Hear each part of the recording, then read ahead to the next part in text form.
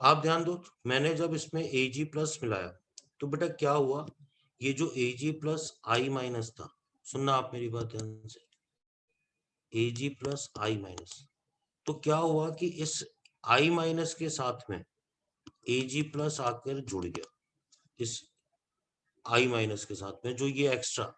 इसी तरीके से क्या हुआ, इस सरफेस पे भी ऐसा हुआ, Ag प्लस आई माइनस तो था ही, और एक Ag प्लस और जुड़ गया इससे, ये Ag प्लस। अब क्या हो गया बेटा, आप ध्यान दो, ये पूरा पार्टिकल धनात्मक हो गया, ये पूरा पार्टिकल भी धनात्मक हो गया। आपको मैं ये बताता हूँ, आप ये मान के चलो कि इस सरफेस पे ये जो पार्टिकल है वो इस सरफेस पे है, ये पार्टिकल भी इस सरफेस पे, और ऐसे बहुत सारे पार्टिकल्स हैं, ऐसे बहुत सारे पार्टिकल, सारे धनात्मक धनात्मक। अब आप ये बताओ, पॉजिटिव पॉजिटिव के बीच में क्या होगा, रिपल्शन होगा, ये रिपल्शन होगा, इनके बीच में भी क्या होगा, रिपल्शन, प्रतिकर्षण होगा। तो बेटा इस तरीके से प्रतिकर्षण शुरू हो जाता है, ये प्रतिकर्षण शुरू हो जाता है, प्रतिकर्षण। तो ये कण क्या होते हैं, यहाँ से टूट के ऊपर जाने लगते हैं, ये कण यहाँ से टूट के ऊपर जाने लगते हैं, ठीक है। और मैं है ना, क्योंकि ये चीज आसान नहीं है, मैं एक और डायग्राम से आपको बताता हूँ, बड़ा सा डायग्राम बनाता हूँ जिसमें आपको पूरी बात समझ में आएगी। देखो, ये मैंने लिया था AgI, ठीक है, आप सुनना मेरी बात, ये था आपके पास AgI, ये AgI था, लेकिन ये अवक्षेप के रूप में था। मैं ये आपको दिखा रहा हूँ, ये जो व्हाइट कलर से दिखा रहा हूँ ये पूरा वाटर है, ये जल है, ये जल है, ये पूरा वाटर है, ठीक है। मैंने इसके अंदर मिलाया क्या, वो ध्यान देना बेटा, मैंने इसके अंदर AgNO3 मिला दिया, सॉल्यूशन में Ag प्लस भी आया, NO3 माइनस भी आया, Ag प्लस भी आया, NO3 माइनस भी आया, Ag प्लस भी आया, NO3 माइनस भी आया। अब सुनना मेरी बात ध्यान से, इस जो सरफेस है, ये जो सरफेस है, ठीक है, ग्रीन कलर से शो कर रहा हूँ, इसने लेकिन अट्रैक्ट किसको किया, Ag प्लस को।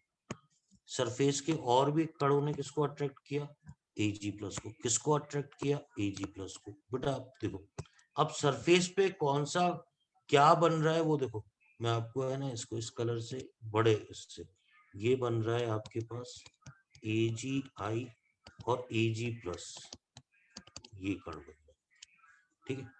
दूसरा कण भी क्या है आपके पास, AgI एंड Ag प्लस है, दूसरा कण भी ये है। बेटा ये वाला धनात्मक कण हो गया, ये वाला भी धनात्मक हो गया, इनके बीच में क्या शुरू हुआ, प्रतिकर्षण।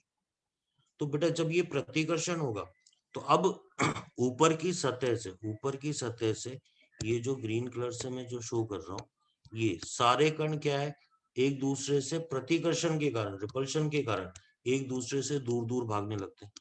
फिर ये सतह खत्म हुई तो नई सतह आ गई, फिर वो Ag प्लस को अट्रैक्ट कर रहे हैं।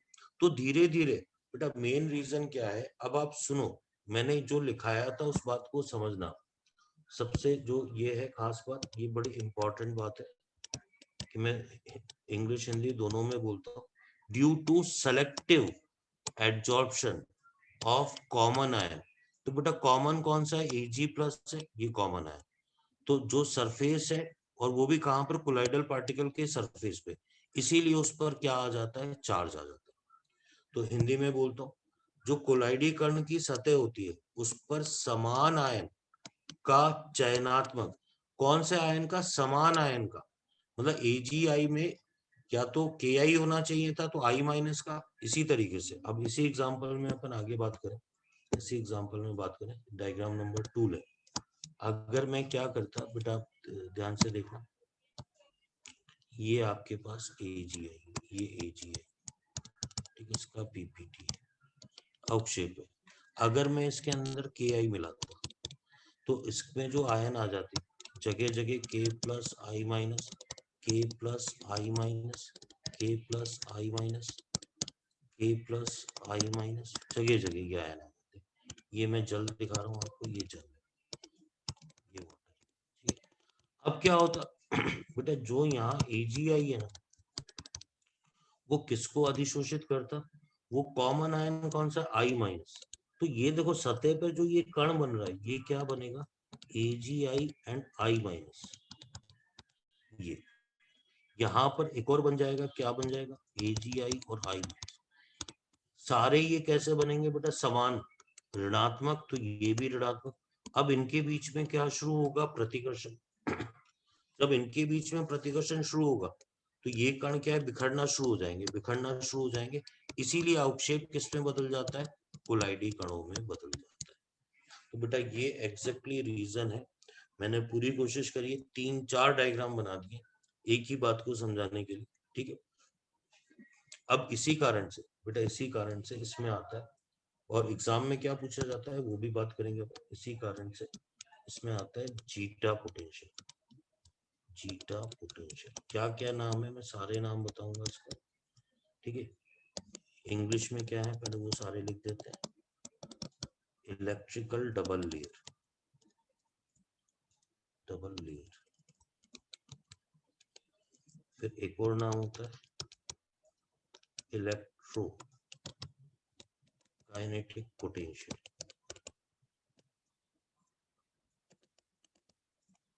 एक और नाम होता है हेल्महोल्ट्ज, साइंटिस्ट के नाम पे ये डबल लेयर। बेटा हिंदी में क्या क्या नाम है पहले वो लिख देते हैं। उसको बोलते हैं जीटा विभव। एक नाम और होता है विद्युत विक परत। एक नाम होता है वैद्युत वैद्युत काइनेटिक गति की विभव। और ये तो साइंटिस्ट के नाम पे है ही, हेल्महोल्ट्ज विक लेयर, ठीक है, ये तो है ही। अब क्या होता है बेटा, आप सुन, वापस यही बोलते हैं, due to preferential absorption of common ion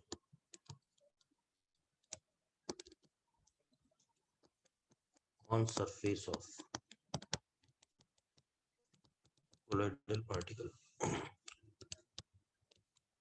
Two types of layers are formed. One is fixed layer, ये colloidal particle की, and other one is diffused layer.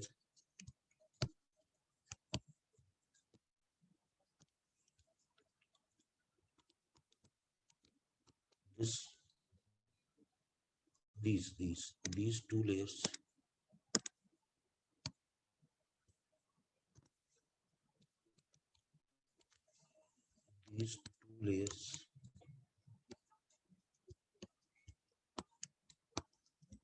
are known as electrical double layer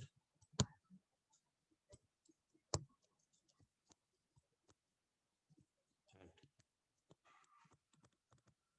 potential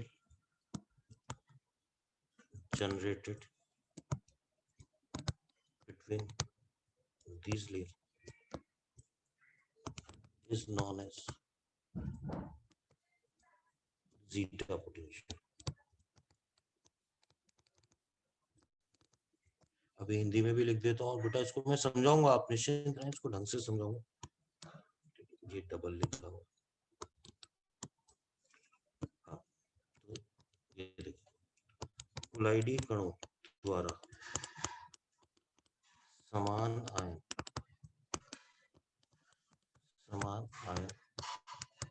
के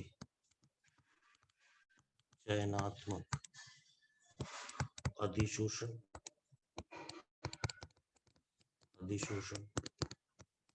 के कारण दो प्रकार की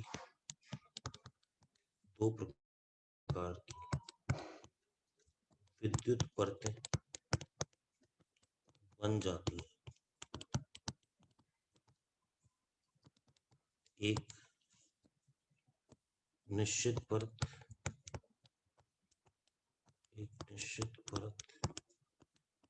कोलाइडी कण की तथा दूसरी विसरित परत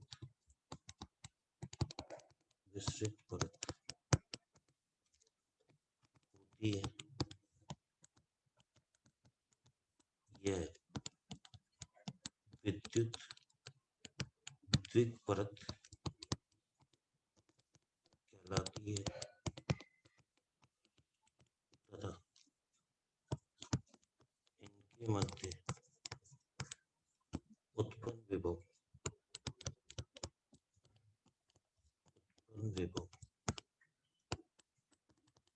जीटा विभव कहलाता है।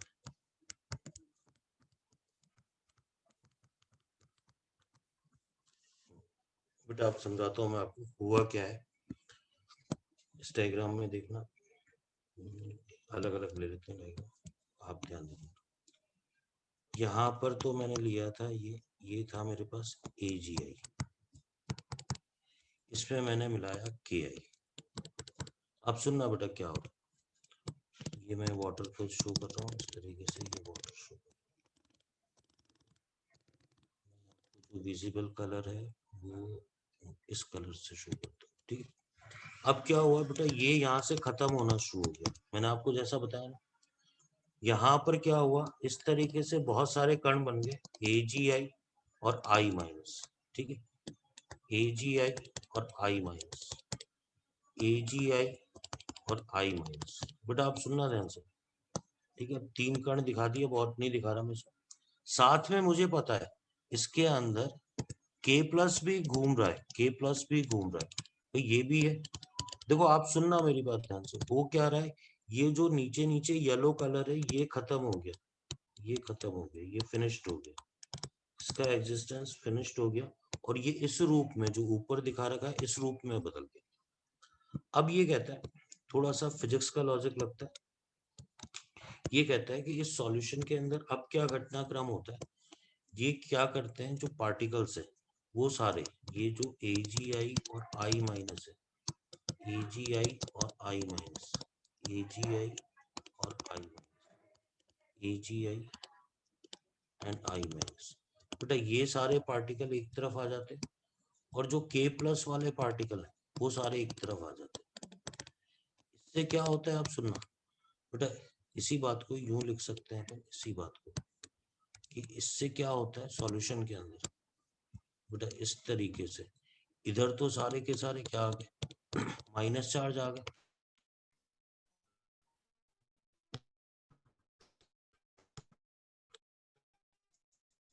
कहता है इसी को इलेक्ट्रिकल डबल लेयर, और इसी के कारण जो विभव उत्पन्न होता है उसको जीटा विभव बोलते हैं, जीटा पोटेंशियल बोलते हैं। अब इसमें ये आपको पता होना चाहिए, ये कोलाइडी कण है, जो कोलाइडी कण की लेयर होती है इसको बोलते हैं फिक्स्ड लेयर, निश्चित परत। और जो आयन बाहर से आया है, जो K प्लस या जो बच गया, आप तो ये मान लो, उसको बोलते हैं अपन डिफ्यूज्ड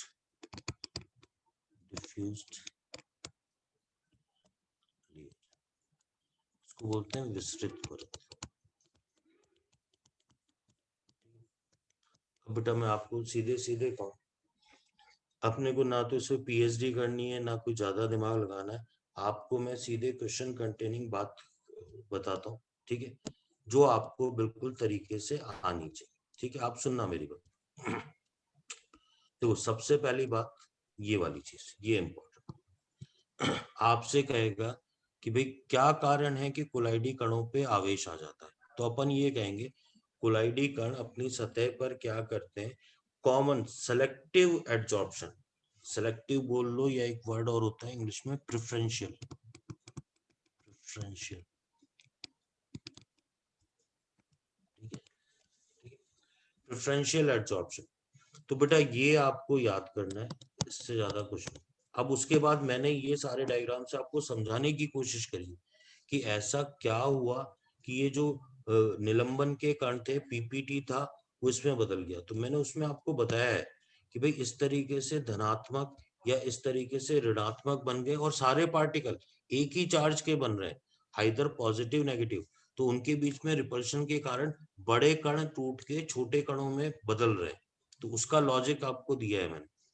तो ये डायग्राम आपको आया नहीं आया उस पर ज्यादा परेशान नहीं होना। फिर जीटा पोटेंशियल, जीटा पोटेंशियल में आपको इतना सा पता होना चाहिए, रीजन वहीं से निकल रहा है बेटा।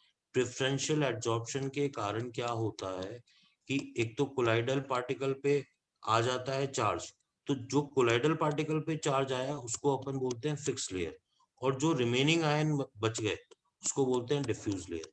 तो दो लेयर बन जाती है, एक तो फिक्स्ड वाली और एक डिफ्यूज्ड वाली। तो इसी तरीके से हिंदी में बोले तो समान आयन का जो अधिशोषण होगा उसके कारण एक तो निश्चित परत बन जाती है कोलाइडी कण वाली, और एक दूसरी विस्तृत परत जो बाकी आयन है उसके कारण। तो ये कहता है ये एक ही डायरेक्शन में इस तरीके से प्लस माइनस बना लेते हैं। तो ये जो दो परतें हैं इन्हीं को विद्युत द्विक परत बोलते हैं, और इसके कारण जो विभव उत्पन्न होता है उसको अपन क्या नाम देते हैं, जीटा पोटेंशियल। सुन रहे हैं बेटा मेरी बात ध्यान से, बोलो। Yes sir. हाँ बेटा देखो है तो थोड़ा कठिन, ऐसा नहीं है कि आसान है, पर मैंने आपको है ना पूरा पूरा समझाया, ऐसा नहीं कहीं कोई बात अधूरी छोड़ी है, पूरा पूरा समझाया। अब अपन आगे बढ़ते हैं बेटा, इसमें छोटी छोटी और भी बातें।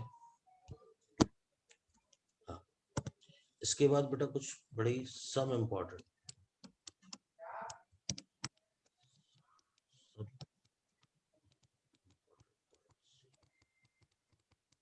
कुछ बड़े ही इंपॉर्टेंट पॉइंट्स बेटा। सबसे पहला आता है इसके अंदर, ये होता है purification, purification of colloidal particle, कोलाइडी कणों का शुद्धिकरण।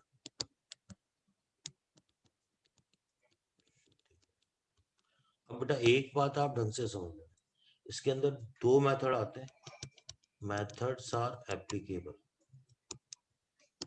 are applicable when impurity true solution। ठीक है, यह विधियां तब है जब अशुद्धि वास्तविक विलयन की हो।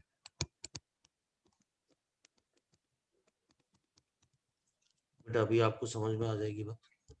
देखो ये मान लो कोलाइडी कण, इस पे अशुद्धि क्या होनी चाहिए बेटा, जो अशुद्धियां हैं वो या तो नमक की हो, या शुगर की हो, या ग्लूकोज की हो,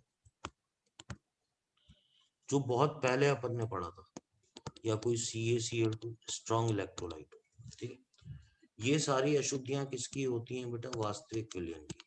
ठीक है, अभी समझ में आएगा मैं ऐसा क्यों बोल रहा हूँ। अब ध्यान देना, इसमें जो पहली विधि आती है फिर बड़ी इंपॉर्टेंट है बेटा, इसको बोलते हैं अपन डायालाइसिस। इस विधि का नाम होता है अपोहन।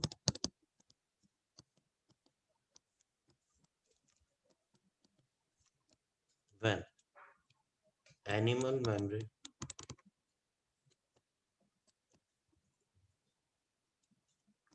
is used to purify colloidal particle, then processes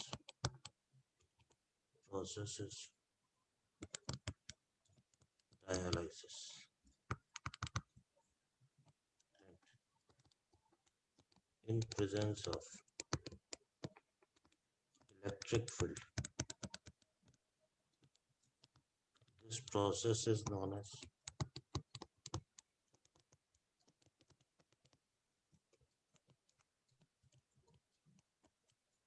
electrodialysis.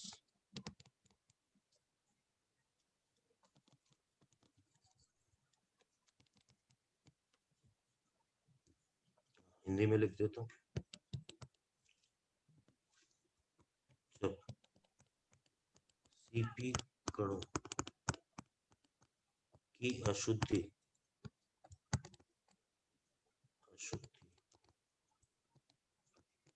दूर करने के लिए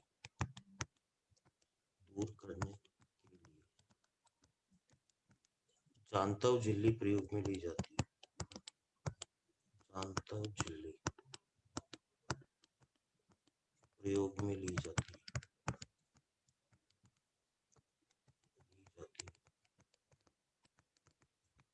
यह अपवन कहलाता है तथा विद्युत क्षेत्र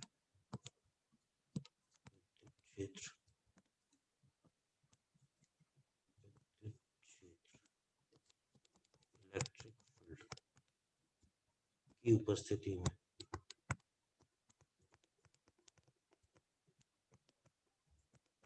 यह विद्युत अपवन कहलाता है।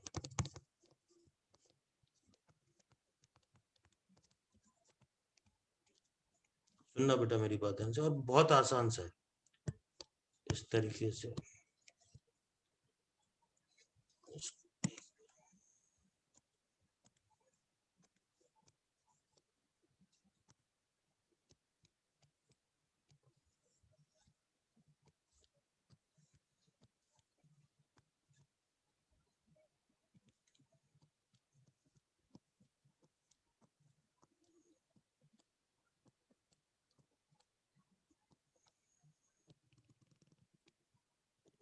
तो क्या करते हैं बेटा, आप सुनना मेरी बात ध्यान से।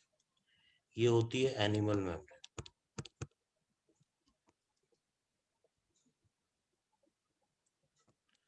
अभी आपको समझ में आ जाएगी बात। अपन ने कहा इसमें जो अशुद्धियां है ना, वो जैसे मान लो इसकी है शुगर की। अब आपने क्या डाला इसमें, लगातार पानी डाला, लगातार डालते जा रहे हो। आपको पता है कि जांतव झिल्ली में से इसमें से क्या होता है, ट्रू सॉल्यूशन, वास्तविक विलयन। वास्तविक विलयन तो क्या हो जाएगा बेटा, पास हो जाएगा। तो ये जो शुगर है बेटा, ये ग्रीन कलर की जो भी शुगर है, वो सारी की सारी ट्रू सॉल्यूशन यहाँ आ जाता है। और इसमें जो बचता है, इसके बाद क्या है जो बचेगा इसके अंदर, ये जो बचेगा इसके अंदर, ये क्या बचेगा, शुद्ध कोलाइडल पार्टिकल बचेगा, शुद्ध कोलाइडल। बेटा आप सुनना, ये बहुत ही आसान सी विधि। भाई मैंने क्या किया, एक ऐसी थैली ली, एनिमल मेम्ब्रेन की थैली ली, उसमें कोलाइडिकन डाल दिया। अब उसमें मैं लगातार पानी, पानी तो ऐसा सॉल्वेंट है जो अंदर बाहर दोनों तरफ चला जाएगा, मैं लगातार पानी डाल रहा हूँ उसको, या ये कह दो इस थैली को मैंने पानी के अंदर डुबो दिया। जब पानी के अंदर डुबो दिया तो जो इम्प्योरिटी होगी नमक की है, वो सारी क्या होगा, वास्तविक।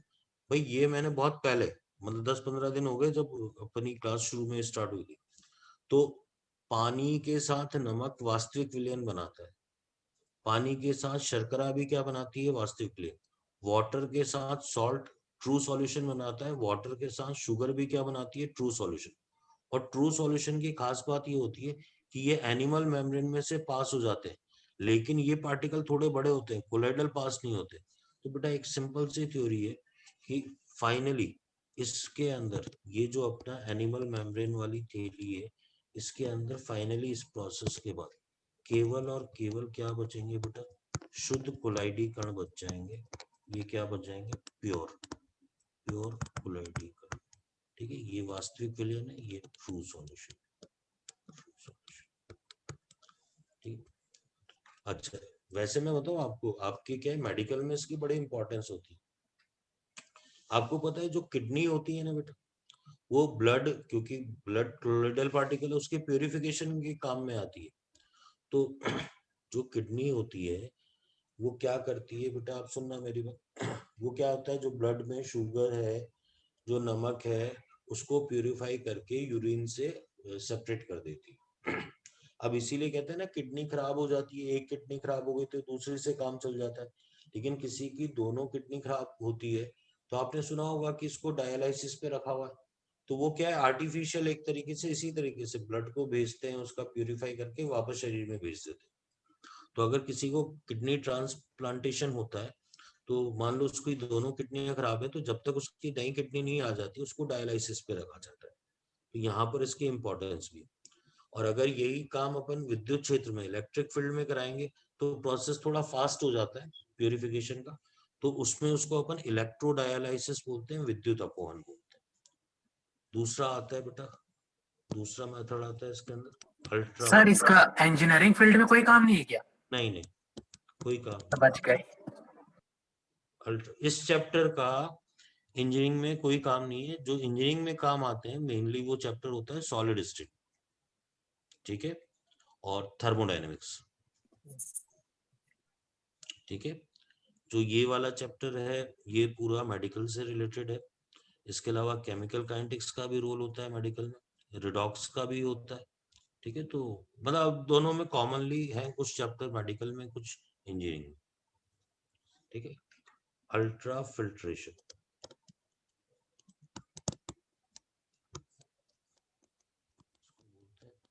परानिस्पंदन,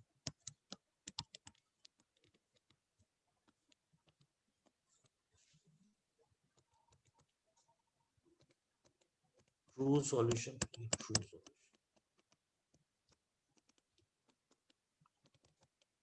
is passed from ultra filter paper, but colloidal particles are not passed by ultra filter paper. Basically theory यही है, तो सिंपल सी थ्योरी है कि अल्ट्रा फिल्टर पेपर में से ट्रू सॉल्यूशन तो पास हो जाते हैं,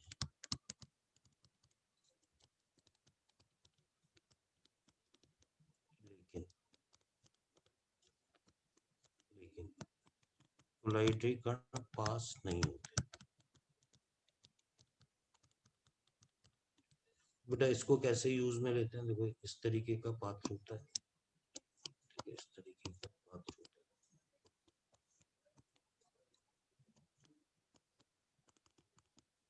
यहाँ पर लगा होता है यूएफपी, अल्ट्रा फिल्टर पेपर। अब क्या करते हैं इसमें कोलाइडी कण डाल देते हैं बेटा, कोलाइडी कण, ये कोलाइडी कण यहाँ इकट्ठा हो जाता है, ठीक है। अब इसमें अपन क्या मिला देते हैं, जल मिला देते हैं। अब इसमें जो इम्प्योरिटीज है, जैसे मान लो नमक की है, शुगर की है, जो भी इम्प्योरिटीज है वो सारी छन के ट्रू सॉल्यूशन तो सारा का सारा यहाँ आ जाएगा, ट्रू सॉल्यूशन। और ऊपर जो बचेगा वो क्या बच जाएगा, प्योर कोलाइडल पार्टिकल, शुद्ध कोलाइडी कण बच जाएगा। तो बेटा ये चीज है इसके अंदर, ठीक है। बड़ा आसान सा है, मतलब इसमें मेरा नहीं मानना है कि आप इसको बोझ की तरह लें, इससे पहले वाला भले ही थोड़ा कठिन था, आप देखो बड़ा आसान सा है। ये शुद्धिकरण की विधियां है, मैंने बहुत पहले आपको क्लियर कर दिया, बिल्कुल एक एक बात समझ में आनी चाहिए कि भैया जो अशुद्धियां होंगी, वो जो अशुद्धियां हैं ये सारा क्या है, ट्रू सॉल्यूशन, वास्तविक विलयन इनको बनाना पड़ेगा। भाई आप निलंबन वाली इसमें अशुद्धियां डाल के इसको प्यूरिफाई नहीं कर सकते। ये जो जो दोनों विधियां हैं ये तभी लागू होंगी जब अशुद्धियां किसकी होंगी बेटा, वास्तविक विलयन की। और काम इतना सा है बेटा, अपने को दोनों में ही ऐसा पात्र लिया जिसमें से एक में से तो मतलब एक तो उपयुक्त विलायक सॉल्वेंट, मतलब यहाँ जल ही लेना है, तो वाटर मिलाने के बाद ट्रू सॉल्यूशन बन गया। ट्रू सॉल्यूशन तो बाहर निकल जाए और कोलाइडल बचा रह जाए। तो बेटा जानता हो झिल्ली में भी यही हो रहा था कि आपने इसमें क्या मिला दिया, पानी मिला दिया, तो शुगर और जो भी नमक था वो सारा तो बाहर निकल गया, कोलाइडी कण ऊपर बच गए। यहाँ पर भी यही था कि अल्ट्रा फिल्टर पेपर में ऊपर शुद्ध कोलाइडी कण बच गया और नीचे क्या आ गया, वास्तविक विलयन। तो आप खुद सोचो, तो बड़ी आसान सी विधियां हैं। सुन रहे मेरी बात ध्यान से? इलेक्ट्रोलाइटिक इम्प्योरिटीज के लिए यूज होता है क्या? ये बेटा जो भी वास्तविक विलयन बनाते हैं, वास्तविक विलयन शुगर भी बनाता है, ग्लूकोज भी बनाता है, यूरिया भी बनाता है। वो थोड़ा सा मैंने बहुत पहले पढ़ाया था, वो वहां जाके देखना पड़ेगा कि ट्रू सॉल्यूशन कौन कौन बनाता है। नहीं सर, इलेक्ट्रोडायलिसिस स्पेसिफिकली बोले अगर क्वेश्चन हाँ, आए तो इलेक्ट्रोडायलिसिस कह रहे हो क्या आप? हाँ, वो तभी होगा जब इलेक्ट्रोलाइट्स होंगे, वो भी स्ट्रॉन्ग। Okay sir. ठीक है। हाँ, आपका ये जो इन्होंने पूछा है ये बिल्कुल सही है, क्योंकि उसमें Na+ और Cl- के एक कैथोड की तरफ जाएगा, एक एनोड की तरफ, तो उनकी वेलोसिटी बढ़ जानी चाहिए, तभी ये प्रोसेस फास्ट होगा। चलो मैं डायग्राम में सर। हाँ, एक मिनट बेटा, पहले इनकी बात का मैं जवाब दे दूं। भाई इनकी जो बात है वो अपनी जगह बिल्कुल सही है। अगर मैंने यहाँ प्लस लिया, यहाँ माइनस लिया, ठीक है, तो क्या होगा, जो सोडियम प्लस है वो स्पीडली इधर जाएगा, Cl- स्पीडली इधर जाएगा, तो ये जो प्रोसेस है वो फास्टली हो जाता है, और ये तभी यूज में लिया जाता है जब इम्प्योरिटी इलेक्ट्रोलाइट्स की होती है। बिल्कुल सही बात है। ठीक है, हाँ बोलो, आगे बोलो बेटा, कुछ पूछ रहे थे। सर जो मतलब उनका कहना ये था क्या कि जो विद्युत अपघट्य वाले होते उन्हीं को बस अलग कर सकते विद्युत अपवहन के द्वारा हाँ हम लोग। हाँ, उन्हीं को तो अलग करो। सर लेकिन अपवहन नॉर्मली भी करते हैं, और विद्युत अपवहन तो हम इसलिए करते हैं कि वो मतलब जो प्रोसेस है वो जल्दी है, उसके द्वारा तो हम शुगर को भी हटाते हैं ना विद्युत अपवहन के द्वारा। तो पर मतलब हर प्रोसेस की लिमिट होती है, तो ये लिमिट है उसकी, वो नहीं हटेगा बेटा उससे। वो वैसे ही जनरल जिस स्पीड से हट रहा है उससे आप कर लो, तो मतलब कर लो, लेकिन उससे उसकी स्पीड पे फर्क नहीं पड़ेगा। शुगर के हटने पे विद्युत अपवहन, या ग्लूकोज के हटने में, या यूरिया के हटने में कोई फर्क नहीं पड़ेगा, लेकिन जो इलेक्ट्रोलाइट्स हैं उनके हटने की स्पीड काफी तेज हो जाएगी। सर लेकिन मेन तो विद्युत विद्युत मतलब क्षेत्र बेटा इसलिए लगाते हैं ना कि अपवहन जल्दी हो। तो बेटा हो तो गई ना, अब जल्दी हो तो शुगर वाले के अलावा बाकी सारे हो जाएंगे ना बेटा, शुगर और ये। हाँ ठीक है। ठीक है, तो है मतलब ये इसकी लिमिटेशन है, इसमें कोई डाउट नहीं है।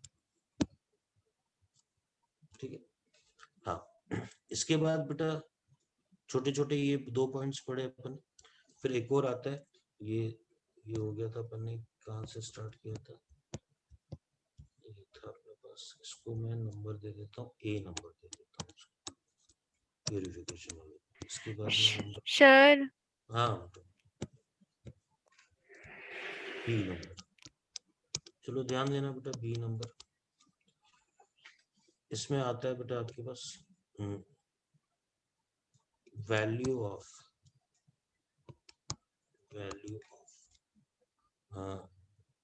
ये अपने पास value of colligative properties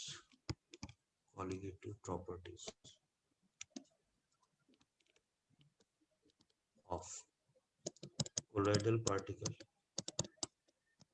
is lower than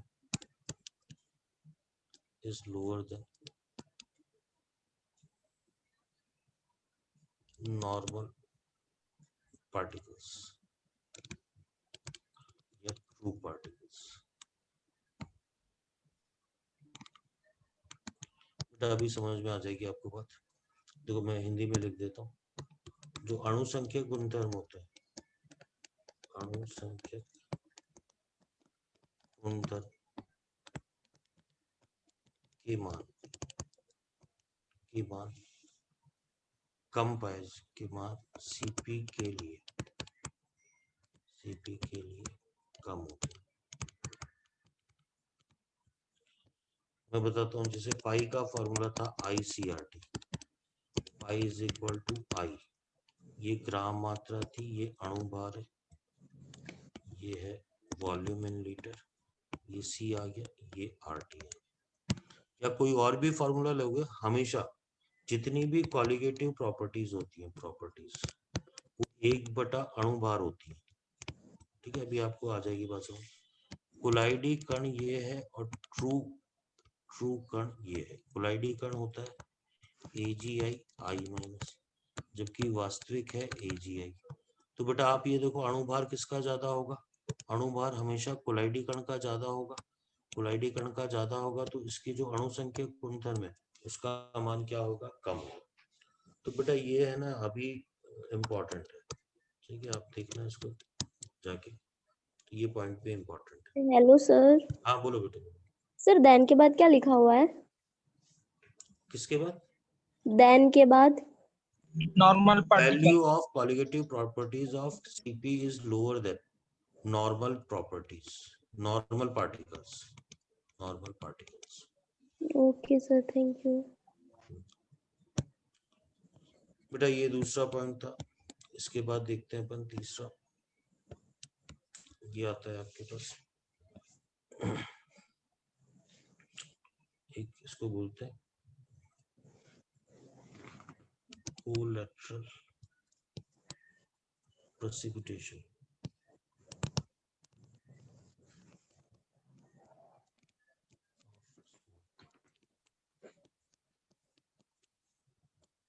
smoke मतलब धुएं।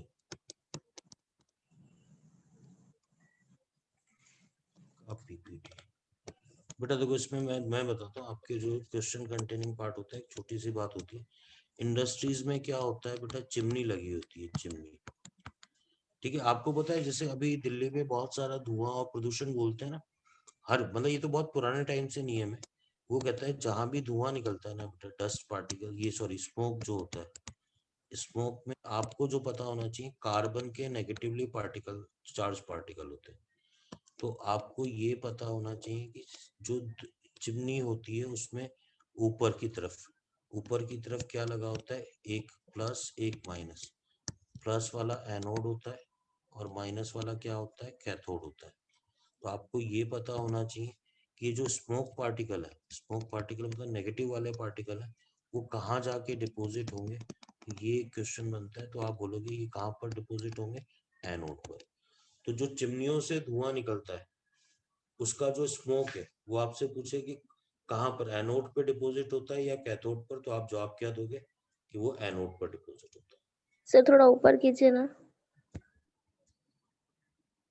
कोलैटरल बोलते हैं इसको, कोलैटरल प्रेसिपिटेशन, स्पेशल नेम है ऑफ स्मोक। ठीक है, फिर आपको ये भी पता होना सर चाहिए हिंदी में इसका क्या होगा हेडिंग? बेटा, हिंदी में मुझे देखना पड़ेगा। ये बस ये बोलते हैं धुएं का अवक्षेपण। हाँ, धुएं यही है नाम, धूम्र ओके सर। का अवक्षेपण। हम्म,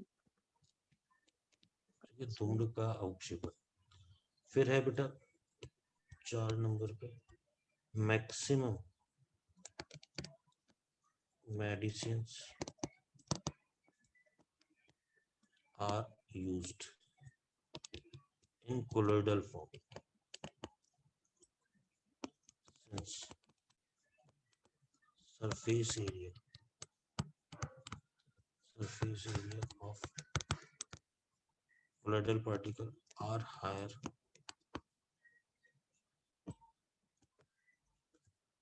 and medicines are sir absorbed properly। हाँ बोलो बेटा। सर अधिकतम जो दवाई, मैक्सिमम के बाद आपने क्या लिखा है? Medicines okay sir, thank you. अधिकतम दवाइयाँ सीपी की फॉर्म में यूज में ली जाती है।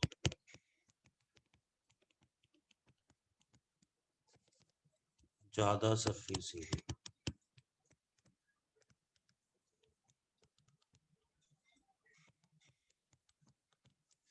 ठीक है। हाँ, अभी देखता हूँ मैं कोई और पॉइंट बच गया है तो, पर मैं उससे पहले आपको ये क्लियर कर दूं बेटा, ये जो सरफेस केमिस्ट्री चैप्टर है बेटा, 1 मिनट, अब मेरी बात है ना, सभी स्टूडेंट बिल्कुल ध्यान से सुनना।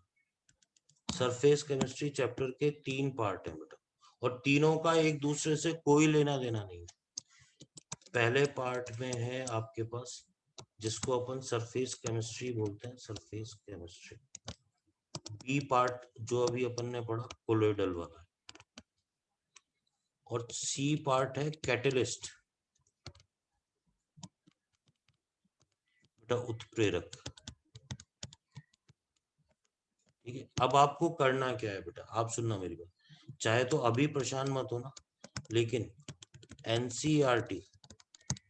एनसीईआरटी में से पूरा पढ़े,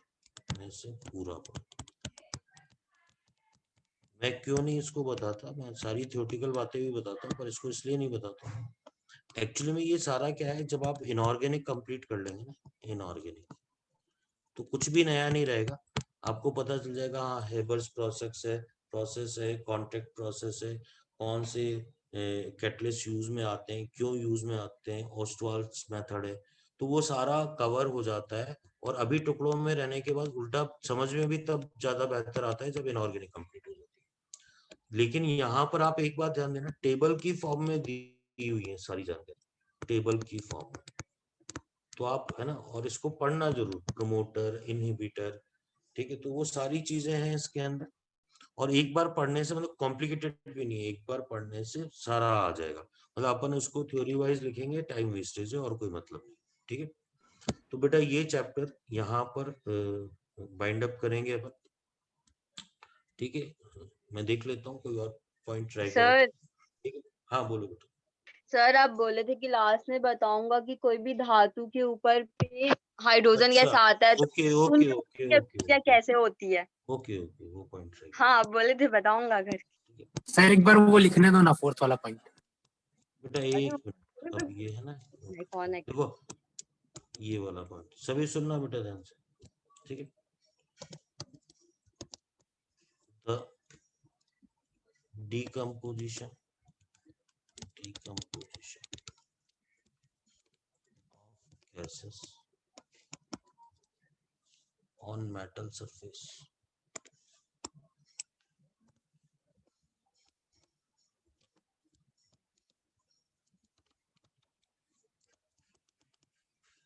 occurs as given.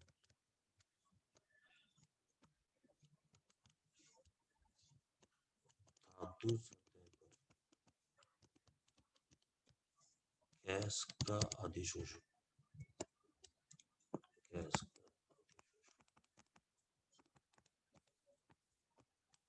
निम्न प्रकार होता है।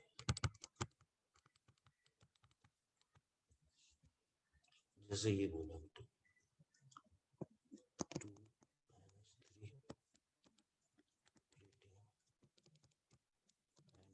2 + 3H2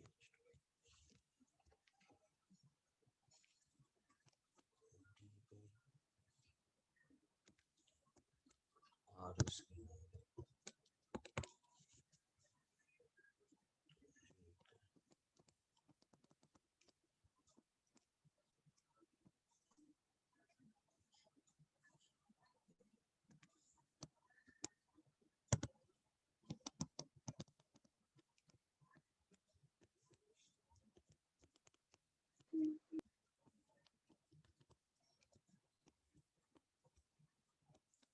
बेटा है ना, देखो अब मैं आपको बताता हूँ, आप है तो पूरी लंबी चौड़ी थ्योरी है और आपको आ जाएगा समझ में। देखो जो अभिक्रिया की दर होती है वो इससे देता है, पर इसमें कहीं जीरो ऑर्डर आ नहीं रहा है। इसके भी दो केस बनते हैं और आप है ना थोड़ी सी मैथ से आसान सी, बेटा अगर लो प्रेशर लेंगे, निम्न दाब, निम्न दाब, आप सुनना मेरी बात, निम्न दाब पे क्या होगा बेटा, ये आएगा R इज इक्वल टू, बेटा अगर दाब बहुत कम है तो ये पूरा पद एक की तुलना में कम हो जाएगा, दाब कम है तो R का फॉर्मूला क्या आएगा, आप ध्यान देना, K1 और ये आ जाएगा PnH3, ठीक है। ये पावर में 1 आ गया, नीचे केवल 1 बचा, तो इस समय जो ऑर्डर ऑफ रिएक्शन होता है वो 1 होता है, ठीक है। फिर इसी में क्या है बेटा, यहाँ लिख रहा हूँ, अगर क्या है हाई प्रेशर होगा, हाई प्रेशर होगा, उच्च दाब होगा, तो जो रिएक्शन आएगी वो K1 PnH3 और नीचे ये बड़ा हो गया, फिर ये बड़ा हो गया तो 1 हट जाएगा, ये आ जाएगा K2 PnH3। तो बेटा ये पावर में कितना आ जाएगा, K1 K2 और PnH3 की पावर में आ जाएगा 0, तो ऑर्डर ऑफ रिएक्शन क्या हो जाती है, 0। अब मैक्सिमम इसी को फॉलो करते हैं, तो बेटा मैक्सिमम जब क्वेश्चन में कुछ गिवन नहीं होता है, क्वेश्चन में लो प्रेशर या हाई प्रेशर गिवन ना हो, तो ऐसी रिएक्शन जीरो ऑर्डर रिएक्शन,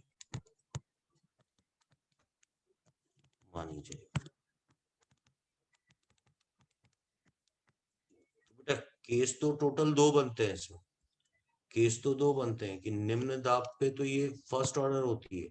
और वैसे मैं आपको बताऊं, ये भी गिवन क्या है, एनसीईआरटी में गिवन है, ठीक है। अब हटा दिया गया है, पहले था ये सारी चीजें, इसलिए पुराने टाइम पे क्वेश्चन आया हुआ। सर तो हाँ, कौन कौन सी गैस को हम ऐसा बोल सकते हैं कि वो बेटा जीरो इसमें कोटिंग? सारी कोई सी भी गैस हो, HI का गोल्ड सरफेस पे तो 0 ऑर्डर, फॉस्फेन का प्लेटिनम सरफेस पे 0 ऑर्डर। बेटा जितनी भी रिएक्शन है, अगर वो मेटल सरफेस पे बोल रहा है और आपको निम्न और उच्च दाब की कोई बात नहीं कर रहा है, तो आपको कुछ नहीं सोचना, हमेशा किस ऑर्डर की घोषणा करनी है, ये लिखा हुआ है 0 ऑर्डर की घोषणा करनी। सर अवशोषण में भी ऐसे ही बोलेंगे? और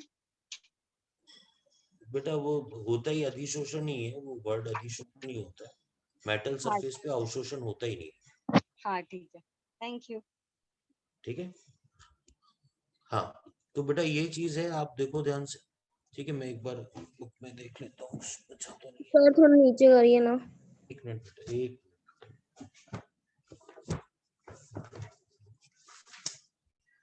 बस देख लेता हूँ, कोई पॉइंट बचा तो। मैंने आपको टिंडल इफेक्ट बता दिया था ना बेटा? Yes sir.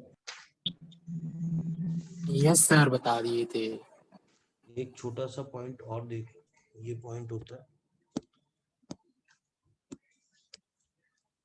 देखो क्या होता है, जो ये भी नोट करके, जो लायोफिलिक कोलाइड्स होते हैं, लायोफिलिक द्रव स्नेही,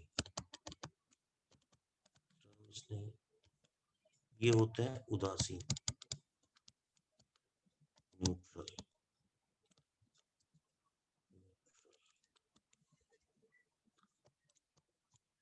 इनका स्कंदन करने के लिए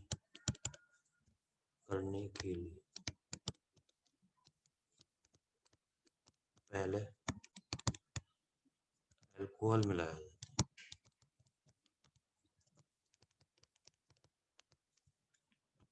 ठीक है। तो ये बड़ा इंपॉर्टेंट पॉइंट है फॉर कोएगुलेटिंग, कोएगुलेशन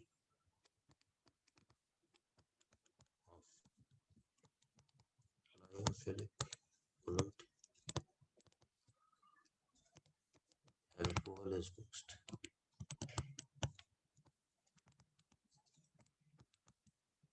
अल्कोहल देखो, ये था उदासीन, ये था 0, उदासीन था। अब आप इसमें सीधे NaCl मिलाओगे ना, तो ये कोएगुलेट होगा नहीं। पहले क्या करते हैं बेटा, उदासीन वाले में, कोलोइडल पार्टिकल में अपन अल्कोहल होगा, ये जो कोलोइडल पार्टिकल या तो ये धनात्मक हो जाएगा या फिर ऋणात्मक हो जाएगा। फिर आप NaCl मिलाओगे तो ये इस भाग से या ये इस भाग से क्या हो जाएगा, अवक्षेपण बन जाएगा। लेकिन ये भी एक ऐसा पॉइंट है बेटा, आप याद कर लेना, लायोफिलिक को स्कंदित करने के लिए अपने को क्या मिलाना पड़ता है उसके अंदर, पहले अल्कोहल। मतलब यह सीधा पूछा जाए कि इसको स्कंदित, इसके कोएगुलेशन के लिए क्या मिलाएंगे, अल्कोहल, ठीक है बेटा। अब है ना, आप मेरी बात सुनना ध्यान से, ठीक है। ये चैप्टर है ना, मैं तो कभी भी इस चैप्टर को आसान नहीं मानता हूँ, आप सुन ले मेरी बात ध्यान से, ठीक है। अपन ने ये चैप्टर पढ़ा, 2 भाग पढ़े, तीसरा तो अपन ने सही मायनों में पढ़ा भी नहीं है। और देखो, और मैं आगे पढ़ाने वाला भी नहीं हूँ उसको, आप सुनना मेरी बात। आपका पेपर ऐसा नहीं है, इसका मतलब ये नहीं है कि वो पेपर के अंदर नहीं है, कैटलिस्ट पेपर के अंदर है। ये आपका HW है कि उत्प्रेरक वाला पार्ट अपने आप स्टडी करेंगे, ये भी मोर देन बहुत बड़ा चौड़ा पार्ट है। उत्प्रेरक वाला पूरी इनऑर्गेनिक के बाद पढ़ेंगे तो थोड़ा आसान हो जाएगा, पर एक बार अपनी तरफ से रीडिंग मार लें तो भी आपको पता चल जाएगा, हाँ सर कह रहे थे ये चीज है तो बड़ी आसान सी, ठीक है बेटा। अब आज के लेक्चर को मैं सम अप करता हूँ, आप सुनना मेरी बात। सबसे पहले है कि आपसे ये पूछा जाए कोलाइडी कण पर आखिर प्लस या माइनस आवेश आया क्यों, तो आपका जवाब क्या होगा। ये बिल्कुल ये एनसीईआरटी की लैंग्वेज है बेटा, कि सेलेक्टिव या preferential absorption of common ion, सारे वर्ड, कि ये क्या है कि जो समान आयन का उसकी सतह पर अधिशोषण का होना। अवशोषण भी लिख दे तो ज्यादा परेशान मत होना, वो बात सही है, ठीक है, वो रीजन। उसके बाद जो दूसरी बात पूछेगा, जो सेकंड पार्ट होगा, वो आपसे ये पूछेगा जीटा विभव किसके बीच में उत्पन्न होता है। दो नाम पता होने चाहिए, फिक्स्ड लेयर और डिफ्यूज लेयर। हिंदी में निश्चित परत और ये विस्तृत परत। आपको ये पता होना चाहिए कि जो फिक्स्ड लेयर है वो कोलाइडी कण की बनती है, कोलाइडी कण की, और डिफ्यूज लेयर में नहीं पूछेगा आपसे। फिर ये पता होना चाहिए कि ये प्लस और माइनस, एक तरफ पूरी प्लस लेयर बनती है, एक तरफ पूरी माइनस बनती है, इसके कारण इसको विद्युत द्विक परत बोलते हैं, इलेक्ट्रिकल डबल लेयर बोलते हैं, और इसके कारण जो विभव उत्पन्न होता है उसको जीटा विभव बोलते हैं। ये बात यहाँ खत्म। प्यूरिफिकेशन में आप घर जाके सोचना है कि सर ने ऐसा क्यों बोला है, कि ये तभी एप्लीकेबल है जब जो अशुद्धियां होंगी वो वास्तविक विलयन की, वास्तविक विलयन तो एनिमल मेम्ब्रेन और अल्ट्रा फिल्टर पेपर में से पास हो जाते हैं, तो जो अशुद्धियां हैं वो तो पास होके यहाँ नीचे आ गई। इस पात्र के अंदर, इस एनिमल मेम्ब्रेन के अंदर शुद्ध क्या बच जाएगा, कोलाइडी कण। इस फिल्टर पेपर में शुद्ध क्या बच जाएगा, कोलाइडी कण। फिर बात कर रहे हैं अपन ये वाला पॉइंट, अभी जिसको मतलब 3-4 पॉइंट्स मिला के है। तो ये देखो जितने भी अणु संख्या गुणधर्म है, आप कहेंगे सर ये कई बच्चे सोच रहे होंगे कहाँ से लिख दिया, क्या लिख दिया, बट आप कोई भी फॉर्मूला लोगे, डेल्टा टीबी, डेल्टा टीएफ, पाई का, आरएलवीपी का, ये अणु संख्या गुणधर्म थे, आप पाओगे कि ये अणु भार के व्युत्क्रमानुपाती होते हैं। तो अपने को बस इतनी सी बात पता होनी चाहिए कि जो वास्तविक कण होता है, जैसे एजीआई है वास्तविक कण, लेकिन जो कोलाइडी कण होगा उसमें एक एक्स्ट्रा आयन हमेशा आ जाएगा, तो ये कण क्या हो जाएगा, अणुभार ज्यादा हो जाएगा।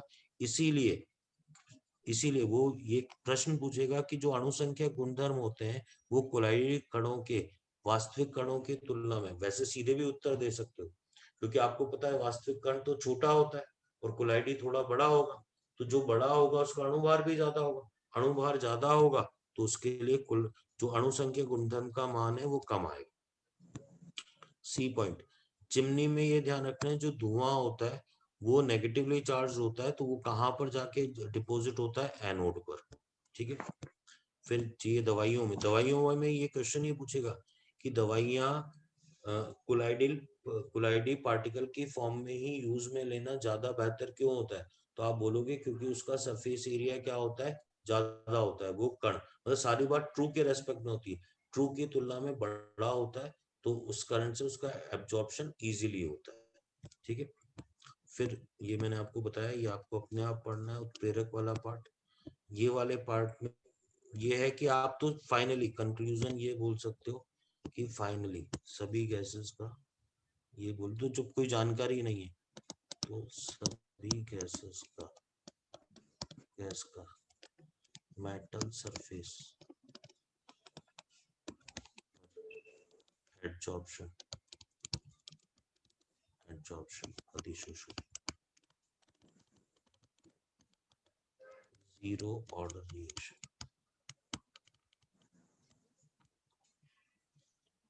जीरो ऑर्डर लिखा हुआ, जीरो ऑर्डर रिएक्शन याद कर लेना।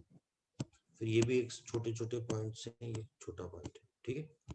तो बेटा इसको अपन यही करते हैं, इसके बाद ये चैप्टर नो डाउट टफ था।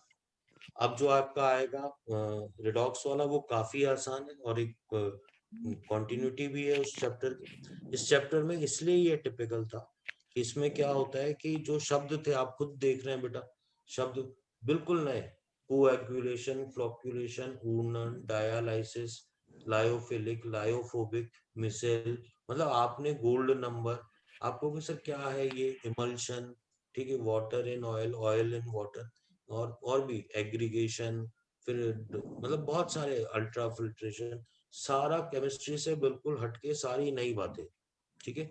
तो ऐसा नहीं आप ऐसा सोच रहे हैं कि मैं लास्ट में पढ़ लूंगा, तो ऐसा नहीं कर पाएंगे, आप इसको देखें, पढ़ें, ठीक है। फिर अपन अगला चैप्टर स्टार्ट करेंगे केमिकल, ये सॉरी रिडॉक्स वाला, ठीक है। आज सर लास्ट दिखाइए ना, ये और ऊपर, सर सबसे लास्ट जो भी आप लिखे ना उसको ये नीचे, तो इसके बाद कुछ लिखा ही नहीं, इसके ऊपर सर, जस्ट इसी के ऊपर, हाँ बस ठीक थोड़ा है, ऊपर सर, हिंदी में देखना है। सर इसका डीपीपी आपके पास होगा क्या? किसका? हो गया। सर क्या कह ये रहे हो? सरफेस केमिस्ट्री चैप्टर का। क्या चीज? Sir surface chemistry chapter, sir DPP होगा क्या? डीपीपी तो आप लोगों को मिल ही रही है ना बेटा, मेरे पास तो है, लेकिन आप लोगों को जो मिल रही है आप उसी से एक बार, क्योंकि ऑफिशियली फिर मैं बात करके देता हूँ, है तो मेरे पास तो सर सारी। आप तो कर लो, उसी से कर लो ना एक बार, आपको मिल तो रही है आपकी क्लासेस में। Hello sir. ठीक है, हाँ सर आप लास्ट में लिखे ना कुछ, उसको अभी जो लास्ट में लिखे आप, मैं ध्यान नहीं दी, उसी को दिखाइए ना। ये बातें पीडीएफ तो मिलेगा ना, देख लेना। हाँ ठीक है सर, पीडीएफ में देख लूंगी। ठीक है बेटा, तो आज इतना ही पढ़ेंगे अपन, चलो आप। Okay sir, thank you, bye bye sir, good night. Okay, thank you. हाँ, गुड नाइट।